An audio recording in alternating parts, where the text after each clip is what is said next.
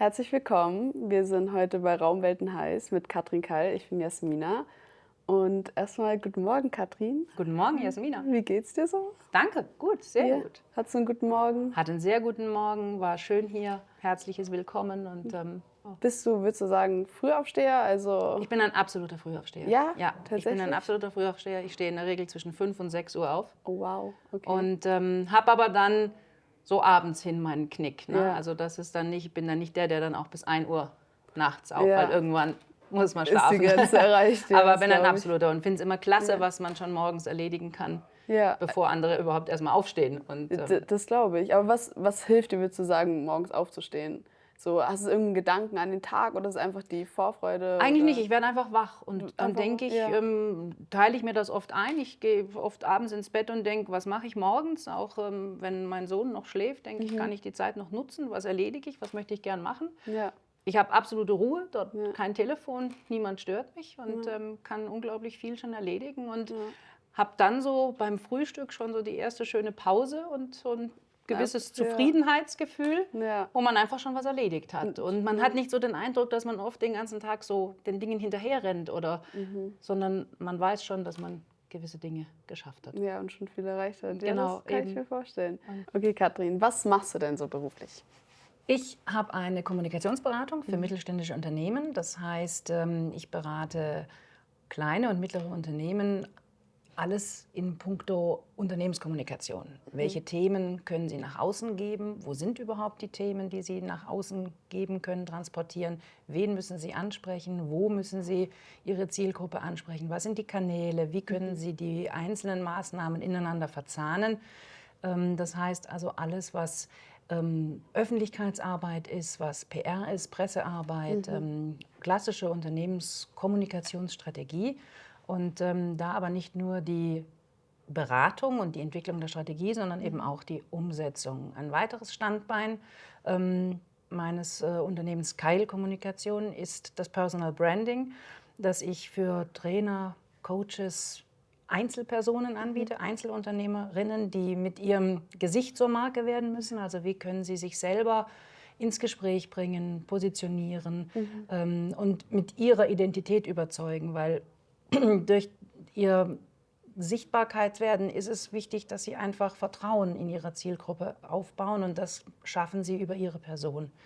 Und dieser Personal Branding Ansatz kann aber natürlich auch in Firmen integriert werden, weil es einfach Personen gibt, die man in den Vordergrund stellen möchte, um zu wissen, wer ist eigentlich in der Firma. Und auch da Stichpunkt Vertrauen, um Vertrauen in der Zielgruppe aufzubauen. Also das sind meine beruflichen Tätigkeiten, zusammen eben mit einem Lehrauftrag, den ich seit über 15 Jahren habe am Institut für Kommunikationswissenschaft zum Thema Unternehmenskommunikation im Mittelstand.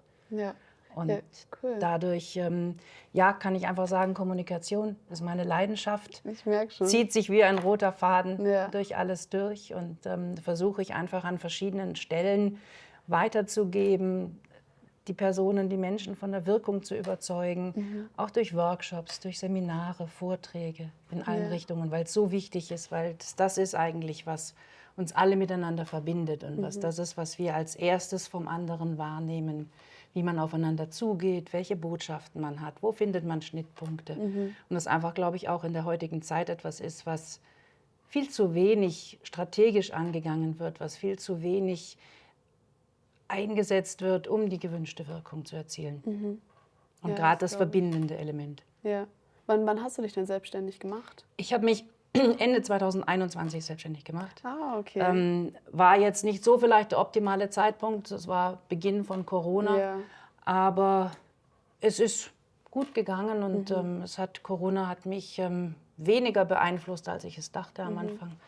Und insofern, ja, jetzt bin ich was ist es jetzt dann, 21, 22, 23, das sozusagen mehr oder weniger dritte Jahr hat begonnen. Und war eine sehr spannende Zeit, hat sehr viel Spaß gemacht und hat mir auch immer wieder gezeigt, es war die absolut richtige Entscheidung. Und manchmal denke ich auch, vielleicht hätte ich schon ein bisschen früher den Sprung in die Selbstständigkeit wagen sollen. Aber gut, das Leben Ja. sieht für alles ein Ja. eigenes Fenster vor, einen eigenen Zeitpunkt und insofern habe ich es, Ja. glaube ich, War der gut Gedanke gemacht. vorher schon da? Und War immer schon mal da, okay, ja. war aber dann einfach so auch, oh, soll ich und traue ich mich und kann ich und Ja. schaffe ich es zeitlich? Also ich denke, das ist einer der wichtigsten Punkte, weil einfach vielleicht die familiären Umstände noch nicht so sind, dass man sagt, ich kann mich jetzt auch so darauf fokussieren, wie es wichtig wäre, damit man eine Selbstständigkeit zum Laufen bringt. Und insofern war es dann der richtige Zeitpunkt. Ja. Und genau, macht aber unglaublich Spaß, weil man die Vielfältigkeit hat und es mir sehr entgegenkommt, weil ich ein absoluter Generalist bin, der viele verschiedene Themen hat, die alle unter einem Dach sind, also die schon eine große Struktur haben, etwas, was zusammenhängt, was unter einem Dach ist, aber immer auch Abwechslung bietet. Und das habe ich auch immer bei meiner ganzen Ausbildung oder bei meinen ersten Berufsstationen sehr genossen, weil ich immer im Mittelstand war und immer schon alle Kommunikationsthemen auch bedienen konnte und Erfahrung sammeln konnte und nicht so auf einen Bereich, nur sagen wir mal Social Media oder nur Pressearbeit fokussiert war, sondern immer alles auch so von ein verzahnen bisschen, kann. ja. Genau. Und das wäre auch meine Frage gewesen, wie bist du dazu gekommen? Also ich meine so, was war dein Traumberuf als Kind und wie bist du dann letztendlich jetzt bei Kommunikation in der Leidenschaft gelandet? Mein Traumberuf als Kind war tatsächlich, ich wollte immer Ärztin werden. Ja, okay. Und das ganz, ganz lang. Und meine Mama hat mir gesagt, das findet sie so toll, dass ich schon, wenn man mich mit 7, mit 5, mit 8, mit 11 gefragt hat, was möchtest du werden? Ärztin. Ja. Und ganz kurz vorm Abitur habe ich beschlossen, nee, also jetzt habe ich so lange gedacht, jetzt werde ich Ärztin, jetzt mache ich es nicht mehr. Das kam so ein bisschen hinzu, ich bin ein relativ verwurzelter Mensch und ich hatte irgendwo Bedenken, dass ich vielleicht wegen des Studienplatz nach Rostock oder irgendwo hin muss.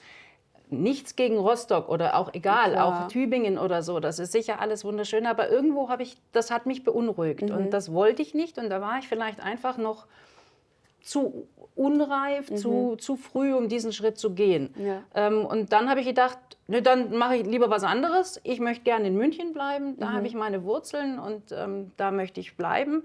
Und ja, und so kam es dann eigentlich zum Kommunikationswissenschaftsstudium. Ja. Ich habe dann nach dem Abitur ein Praktikum in einer PR-Agentur gemacht und das hat mich so fasziniert und gefesselt und dann bin ich bei diesem Thema geblieben. Ja. Und hatte Glück, dass ich den Studienplatz bekommen habe und seitdem zieht sich das wie ein roter Faden durch mein Leben. War dann nach dem Studium viele, viele Jahre bei mittelständischen Unternehmen, habe dort die Abteilung für Unternehmenskommunikation aufgebaut, geleitet, den ganzen Themenbereich verantwortet und eben jetzt sozusagen die Seite gewechselt als Selbstständige. Ja. Ja, super interessant. Und du hast aber auch vorhin erwähnt, dass du Lehrbeauftragte der IFKW bist an der LMU. Was machst du da? Was fesselt dich so an der Arbeit vielleicht mit den jungen Menschen? Weil jetzt natürlich, wenn du eigenständig bist und mit Unternehmen arbeitest, kann ich mir schon vorstellen, dass es natürlich eine andere Art von Kommunikation ist, als wie man mit jüngeren Menschen da umgeht. Ja, das wie stimmt. Ist das für dich so? Also mir macht es wahnsinnig viel Spaß, immer die Rückkopplung und die Verbindung zu den jungen Menschen zu halten. Erstens habe ich die Zeit für mich persönlich am Institut sehr genossen, als ich studiert habe. Und dann eben, ich glaube, ich war gar nicht so lang dann in meiner ersten Stelle und habe irgendwie festgestellt, dass Kommunikation im Mittelstand was anderes ist, als man es so in Lehrbüchern lernt. Und wo einfach nicht so dieses strategische, dieses große, dieses Konzerndenken dahinter ist, sondern der Mittelständler viel mehr nicht aus der hohlen Hand, aber eben spontaner die Dinge entscheidet, weil er kleinere Ressourcen hat, sowohl personell als auch finanziell. Das heißt, das alles, was passieren muss in Richtung Kommunikation, ist viel maßgeschneiderter, viel passgenauer und muss den Bedürfnissen eines mittelständischen Unternehmens sehr gerecht werden. Und irgendwie sprach ich mit dem damaligen Geschäftsführer des Instituts darüber und dann hieß es, dann lass uns doch einen Lehrauftrag daraus machen. Und seitdem habe ich den. Und ist natürlich sehr schön, weil man an der jungen Generation so dran bleibt. Das bin ich auch. Ich habe einen Sohn, der ist jetzt 15. Natürlich kriege ich das da auch tagtäglich mit. Aber auch eben dann schon ein bisschen immer die nächste Stufe. Wie denken sie, wie arbeiten die jungen Menschen? Was sind ihre Bedürfnisse? Und einfach dafür das Verständnis zu entwickeln und ihnen natürlich die Möglichkeit geben, dass sie von jemandem, der schon Erfahrungen gemacht hat, Ja. was mitnehmen können. Ja? Also das ist das, was mich antreibt, wo ich sage, ich möchte gern das, was ich erfahren habe, weitergeben und das eben in Kombination möglichst mit viel Praxiserfahrung, dass man weg von diesem Theoretischen kommt, Theorie haben sie genug, und dass sie sich auch ausprobieren dürfen. Und das ist mir ganz wichtig, dass sie ihre Bühne kriegen, dass sie die Möglichkeit bekommen zu gucken, wo liegen überhaupt meine Stärken, meine Schwächen, was passt zu mir, wo fühle ich mich wohl. Man weiß es nicht, bevor man es nicht ausprobiert hat. Und man hat so wenig Gelegenheit als junger Mensch, das auszuprobieren. Selbst wo es jetzt natürlich Schulpraktika gibt, aber es ist so kurz. Und man muss ja doch für seinen Beruf eine Entscheidung fällen, eigentlich fürs ganze Leben, ne?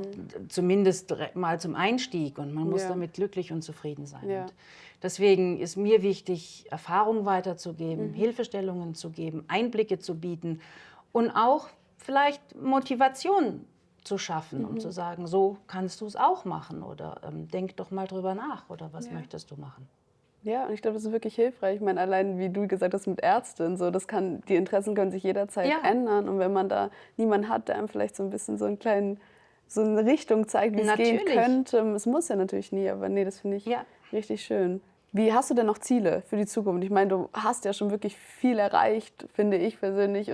Aber gibt es da etwas, wo du sagst, na, da bin ich noch nicht ganz fertig, da will ich noch weitergehen? Oder? Ja, ich glaube, also Ziele tatsächlich sind einfach wichtig, und Ziele sind die Ankerpunkte, die einen irgendwo motivieren und einen steuern. Und gerade natürlich in der Selbstständigkeit, man hat noch viele Ziele, man möchte vielleicht noch gewisse Geschäftsbereiche dazunehmen, man möchte wachsen, man möchte Mitarbeiterinnen haben, man möchte auch natürlich mit der Zeit gehen, ja, auch selber versuchen, neue Entwicklungen zu integrieren.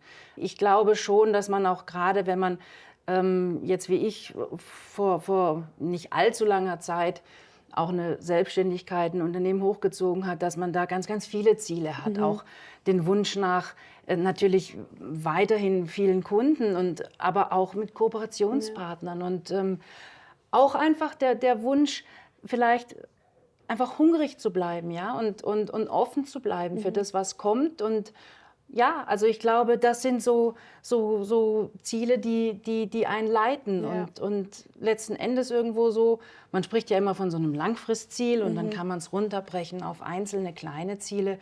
Einfach auch das Tagesziel zu sagen, ich glaube, ich habe das, was ich an dem Tag gemacht habe, gut gemacht und oder habe mein Soll erfüllt, meine Themen abgearbeitet und glaube, hatte schöne Gespräche, habe meinen Kunden helfen können. Und auch das natürlich ist mal so das Ziel, was einen so tagtäglich steuert. Und das andere sind Langfristziele, die man sich so setzt und dann versucht, vielleicht die Reise in die Richtung hinzusteuern und zu gucken, ob es klappt. Das klingt richtig schön, so die kleinen Erfolge ja, auch feiern absolut. und nicht vergessen. Das ist ganz wichtig, weil immer nur was Großem nachzuhängen, klar, natürlich, das sollte dieser Fixstern sein, der einen leitet, aber ich glaube einfach auch für das, ja, diese Dankbarkeit. Und das ist, glaube ich, ist ganz wichtig, dass man Dinge nicht für selbstverständlich nimmt. Und dass man auch sagt, ja, ich bin dankbar dafür. Und auch nicht nur, dass dann sagt, das habe ich vielleicht erreicht, weil ich diszipliniert bin, weil ich so fokussiert bin, weil ich so ehrgeizig bin. Nein, es ist auch Dankbarkeit, die, glaube ich, ganz, ganz wichtig ist. Und diese Art von Demut. Und das, glaube ich, ist was wir ziemlich verloren haben, größtenteils. Also, und aber ein ganz wichtiger Punkt ist, weil er einfach auch Dinge relativiert und weil er einen auch offen lässt und weil er einen auch vielleicht die gewisse Lockerheit gibt und sagt, ja, gehört auch einfach das Quäntchen Glück dazu natürlich. Ja. Wie würdest du also Erfolg für dich dann definieren? Erfolg ist schon ein großer Teil zu erreichen, großenteils erreichen durch harte Arbeit, durch fokussierte Arbeit. Aber wie bei allem, es gehört das Glück dazu. Ja. Es gehört wirklich, meine Mama hat früher immer gesagt, zur rechten Zeit am rechten Ort. Ja, und das ist es natürlich. Wenn ich zum Beispiel auf eine Netzwerkveranstaltung, auf eine Messe gehe und finde dort den Kooperationspartner, mit dem ich tolle Projekte machen kann. Ja, vielleicht weiß ich, dass es ihn gibt, vielleicht komme ich aber nicht in die Möglichkeit, mich mit ihm auszutauschen, ein Gespräch zu führen, sodass auch eine Verbindung entsteht. Müsste ihn vielleicht anrufen, müsste ihn anschreiben, wäre alles etwas anonymer, ja, und kann aber mich vielleicht da vernetzen bei einer schönen Veranstaltung und kann dann was, ja, wenn ich nicht da gewesen wäre, wäre es schwieriger gewesen. Also wirklich, das ist so dieses zur rechten Zeit am rechten Ort, schon das alles natürlich strategisch anzugehen, es nicht dem Zufall zu überlassen, aber auch dann den Zufall mal zulassen und ihn auf jeden Fall zur Hilfe nehmen. Und vielleicht auch den Mut haben, dann zu springen, wenn es soweit ist. Genau, und Mut gehört natürlich auch ganz dringend dazu. Also danke für das Stichwort. Also Mut ist, glaube ich, ganz wichtig, dass man auch mal sagt, ich gehe aus meiner Komfortzone raus und probiere es einfach mal. Ja. Wenn es mir nicht taugt, kann ich immer wieder zurückgehen. Ja, stimmt, aber vielleicht sage ich auch, Mensch, super, habe ich geschafft und nehme mir vielleicht die nächste Stufe vor. Ja. Also ich glaube, wichtig ist aber auch, dass man bei dem Erfolgsgedanken sich nicht leiten lässt, was ist der Erfolg des anderen. Und das ist, glaube ich, auch eine ganz große Geschichte immer der Vergleichbarkeit. Ja? Man versucht immer, sagt, das hat die jetzt erreicht, das hat der erreicht. Ja? Jeder Weg ist einzigartig. Und ich glaube, wenn man das weiß und Erfolg für sich selbst definiert und nicht den Erfolg sich überstülpen lässt, was andere für Erfolg haben, sodass es auch am Anfang vielleicht gar nicht nur um materiellen, um wirtschaftlichen Erfolg geht, sondern Erfolg kann auch einfach sein, zunächst einen erfüllten Tag zu haben, ja, seinen Zielen ein Stück näher zu kommen. Und ich glaube, das ist ganz, ganz wichtig, dass man den Erfolg für sich selbst definiert und nicht den Erfolg erstens versucht, von anderen zu kopieren oder eben auch ein Erfolgsdenken, was man für Erfolg hält, sich überstülpen zu lassen. Ja. Das ist dann sicher wahrscheinlich was nachgelagert kommt, aber ich glaube, man muss erst mal selber seinen eigenen Erfolg definieren. Ja. Das finde ich richtig schön gesagt, das ist richtig. Gibt es aber noch Sachen, wo du selber im Alltag sagen musst, dass du Probleme mit oder auch Angst vielleicht sogar vor? Ja, also Angst, glaube ich, ist immer was jemanden begleitet. Also man hat natürlich Angst um seine Familie, dass die Familie krank wird. Man hat vielleicht Angst, dass man selber krank wird. Auch das sind alles Dinge, die man ja nicht richtig steuern kann und die doch dann einen großen Einfluss auf das eigene Leben haben, sei es, weil man sich um jemanden Erkrankten in der Familie kümmern muss oder weil man selber krank wird, vielleicht den Beruf nicht mehr ausüben kann, der einem viel bedeutet, der natürlich Lebensinhalt ist, der letzten Endes natürlich auch Grundlage ist, überhaupt das Leben führen zu können, ja, im Sinne von, man verdient das Geld, das man braucht für sein Leben. Und ich denke, da sind schon immer Punkte, die so mal mitschwingen oder auch, wenn man es eben vom Umfeld hört. Und auch da Dinge einfach nicht für selbstverständlich nehmen, dass es immer so weitergeht. Und gerade auch in dem Moment, wo man natürlich sagt, man baut sich was auf, kommt schon vielleicht mal so der Punkt und sagt, ja, und was wäre jetzt, wenn jetzt irgendwas passiert und ich es vielleicht so nicht mehr weitermachen kann? Oder ich denke auch ich bin natürlich in der Generation, man muss sich damit beschäftigen, was ist, wenn die eigene Mutter krank wird oder wenn der Opa krank wird. Also auch und natürlich auch mein Sohn, weil dann verschiebt sich ja der gesamte Fokus des Lebens. Ja. Und dann hat man nicht mehr Zeit, die vielen, vielen Stunden in die Selbstständigkeit zu stecken. Und das sind natürlich schon so Punkte, die man vielleicht in gewissen schwachen Momenten mal hat, ja, und die man auch zulassen sollte. Aber prinzipiell, glaube ich, ist es nicht gut, sich von Angst leiten zu lassen, weil sie einen blockiert. Und ich glaube, ganz wichtig ist auch da, dass man sagt, man hat den Mut und die Hoffnung, dass man selber die Kraft hat, diese Angst irgendwo zu besiegen und auch dann mit dem, was vielleicht passiert, die Kraft hat, das auszuhalten und auch zu überwinden irgendwie und auch den nächsten Weg findet. Also ich denke, aber letzten Endes natürlich, wir sind Menschen, wir haben ja Angst, wir haben ja Nerven, es ist einfach was uns begleitet. Ja, eben. Und ich glaube nicht, dass man es auch ausblenden sollte. Man darf ihr nur nicht zu viel Raum geben, weil sie ist sonst vielleicht lähmend und verhindert vielleicht, dass man gewisse Chancen nimmt, auch aus Angst vielleicht.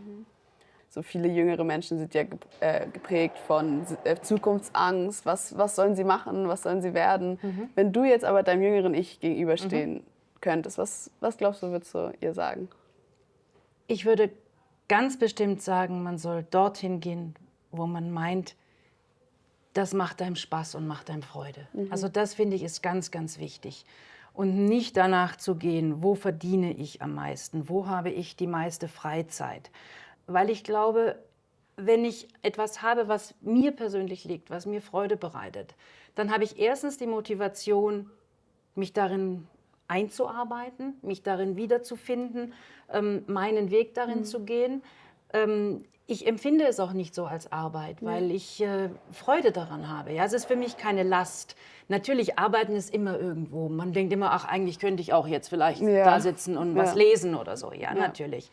Aber ich finde, das ist das Entscheidende, dass man wirklich dem nachgeht, wo man sagt, da sehe ich mich und das macht mir Freude. Und ich glaube, dass dann da auch der Erfolg, also wie gesagt, das, was man für sich selbst als Erfolg bezeichnet, automatisch kommt, weil man einfach nicht das als unangenehm empfindet. Ja? Und was ich ganz, ganz wichtig finde und was ich auch immer meinen Studierenden im Lehrauftrag sage, ist, auszuprobieren, Erfahrungen zu sammeln, in alle Bereiche zu gucken, reinzugucken. Und selbst wenn man sagt, also das war jetzt gar nichts, ne? Dass man sagt, gut, okay, ich kann jetzt nicht sagen, Mensch, jetzt weiß ich endlich, was ich mache. Ja. Jetzt gehe ich dahin, jetzt suche ich mir die nächste Stelle in der Richtung. Aber ich weiß, was ich nicht möchte. Und das, finde ich, ist mindestens so viel wert. Und gerade angesichts der wirklich so vielen Möglichkeiten, die man heutzutage hat, was ja ein absolutes Geschenk ist, ja, dass man immer sagen kann, wenn ich es jetzt vielleicht nicht schaffe, kann ich noch auf einer kleinen Umwegsspur alles erreichen. Ich habe alle Möglichkeiten. Ich glaube, es gibt jetzt über 4000 Studiengänge. Ja, zu meiner Zeit gab es, glaube ich, so ungefähr an die 1000. Das ist natürlich auch eine Verantwortung, ja, für einen Studierenden zu sagen oder für einen zu beginnenden Studenten zu sagen, was mache ich eigentlich, ja? Wo gehe ich hier hin? Bleibe ich im Ausland? Bleibe ich hier? Gehe ich an eine Fachhochschule? Gehe ich an die Uni? Mache ich ein duales Studium? Es ist einfach ein Strauß an Möglichkeiten. Und je mehr ich die Möglichkeit bekomme, mich im Vorfeld zu informieren und in Bereiche reinzugucken, glaube ich, ist ganz, ganz wichtig. Und da wirklich jede Gelegenheit nutzen. Und auch, es muss nicht immer jetzt ein Praktikum sein. Kann auch einfach mal ein Gespräch mit jemandem sein. Sag mal, wie sieht eigentlich dein Alltag so aus? Was machst du da? Ja? Was sind deine Aufgaben? Und hast du Freude daran? Ist das jetzt das, was dich erfüllt? Oder hättest du es anders gemacht? Ja? Auch so Lebenswege. Ich finde so ganz interessant, auch Lebenswege zu beobachten und da vielleicht auch für einen selber was rauszuziehen, was man nehmen könnte. Auf die Erfahrung von anderen einfach mal auch zugreifen, in dem Sinne, wie jetzt hier im Interview. So, ich lerne super viel über ein Thema, was halt überhaupt nicht in meinem Leben bisher war. Aber das finde ich super, super spannend. Das ist ein sehr, sehr guter Tipp. Also was glaubst du, wird deine Mutter heute trotzdem über deinen Berufsweg oder dich sagen? So, ich meine, sie hat ja miterlebt, wie du dich entwickelt hast. So. Also ich muss, glaube ich, sagen, wirklich, meine Mutter ist, will ich sagen, so sicher einer meiner größten Fans, weil sie einfach immer schon, das ist aber, glaube ich, das Mütterliche, ja. Sie nehmen sich raus zu sagen, wenn mal was nicht so läuft, ja, dann sind sie auch vielleicht die am ersten als Kritiker irgendwo auftauchen, aber prinzipiell, glaube ich, findet sie es schon, ja, also ich will jetzt mich damit nicht selber loben, sondern sie, glaube ich, schon beeindruckend, was man jetzt so auf die Beine stellt, wie man seinen Weg geht, wie man sagt, ich mache das heute, probiere jenes aus, morgen traue ich mir dieses zu und auch dieses, dass man einfach sagt, ja, klar, mache ich, ne? Und einfach machen. Und ich glaube, das findet sie gut und sie weiß natürlich auch, dass ich letzten Endes schon auch fleißig und diszipliniert bin. Und das sind sicher alles Dinge, die sie, glaube ich, sagen würde und die sie einem so widerspiegelt. Das, Also. Das ist natürlich schön. Ja, und ich meine, sie hat es ja miterlebt, von Ärztin zu, ich meine, wo du heute bist. Und das ist echt, das ist echt der Wahnsinn. Das ist echt toll. Hat ja schon 2 Berufe praktisch. Ja, eben. Und ich meine, in beiden erfolgreich, in beiden bist du erfüllt. Also ich meine, was kann man sich mehr wünschen? Das ist ehrlich wirklich, wirklich schön. Und Katrin, wie bist du denn zur Königsklasse gekommen und wie findest du die Königsklasse? Also ich finde Königsklasse großartig, weil sie tatsächlich diesen Ansatz vermittelt, den Studierenden eine Möglichkeit zu bieten, Unternehmen näher kennenzulernen und auch vor allen Dingen die Menschen in den Unternehmen, die einen authentischen Einblick ermöglicht, wo Studierende auch Lebenswege erfahren können und vielleicht auch sehen können, dass es nicht alles unbedingt so geradlinig ist oder auch eben einfach mehr das Gefühl zu erleben, wie es ist in dieser Position und weg von allen geschönten Imagefilmen, von werbetechnisch ausgerichteten Aussagen, sondern wirklich den Mensch ganz pur zu erleben und in einer lockeren Atmosphäre, wie er tickt. Und wir haben selten als Berufsanfänger die Möglichkeit, uns ein authentisches Bild über ein Unternehmen zu bilden, weil wir gucken die Homepage an. Dort ist alles relativ werblich. Wir gucken das LinkedIn-Profil an. Das kann man zwar nachlesen und kann sich ein Bild machen und macht sich auch, aber man kann nicht es direkt überprüfen, sondern wirklich ein relativ reines, ja auch ungeschminktes Interview zu führen, wo man einfach hinter die Fassade des Menschen blicken kann, ist sehr vertrauenserweckend und, glaube ich, gibt gerade für Studierende mit all ihren neuen Wünschen an eine zukünftige Arbeitsstelle einen sehr, sehr guten Einblick und ist ein ideales Mittel, dieses Vertrauen aufzubauen und auch zu gucken, stimmen die Werte. Und gerade bei der jungen Generation ist ein ganz entscheidender Punkt, der Werteabgleich zwischen den eigenen Werten des jungen Menschen und den Werten eines Unternehmens. Und die Werte eines Unternehmens werden geprägt durch CEOs, durch Vorstände, durch Chefs. Und zu gucken, ja, das sind Werte, die mir entsprechen, sind ein großes Entscheidungskriterium, wirklich dort dann auch seinen Berufsanfang zu starten.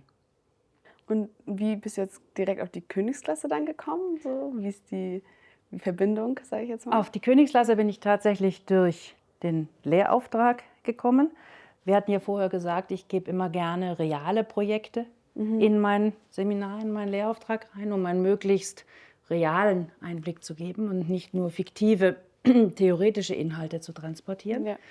Und ich bin natürlich durch meine Selbstständigkeit in sehr vielen Netzwerken und mit Unternehmern vernetzt. Und ja, deswegen dachte ich, was liegt nicht näher, als dass wir diese Bereiche Wissenschaft und Wirtschaft verzahnen und auch ein Netzwerk mit hineinnehmen. Und hatte dann über den BVMW eine Anfrage gestartet, wer sich da bewerben möchte. Und hatte ganz, ganz viele Zuschriften, unter anderem von Martin. Und ja, Martin wurde es und wir haben jetzt sozusagen das Semester zusammen verbracht. Meine Studierenden haben ein Konzept für ihn entwickelt. Und ja, und am Ende des Semesters kam jetzt der Gedanke, auch ein Video gemeinsam zu drehen und über mich, dass ich mich heute sehr freue. Und so kam es zustande und ich glaube, wir haben unter Umständen noch einiges gemeinsam vor und sind im Austausch und ist eine ganz spannende Geschichte. Dann bin ich auf jeden Fall gespannt und ich freue mich. Und vielen, vielen Dank, dass du heute da warst. Es war ein sehr schönes Gespräch, ein sehr lehrreiches Gespräch. Und ich hoffe, du hast dich auch wohl gefühlt. Und sehr gerne. Dann ich fand's bis sehr, zu nächsten sehr schön. Projekten, würde ich mal sagen. Genau, machen wir. War schön. Vielen Dank dir. Danke.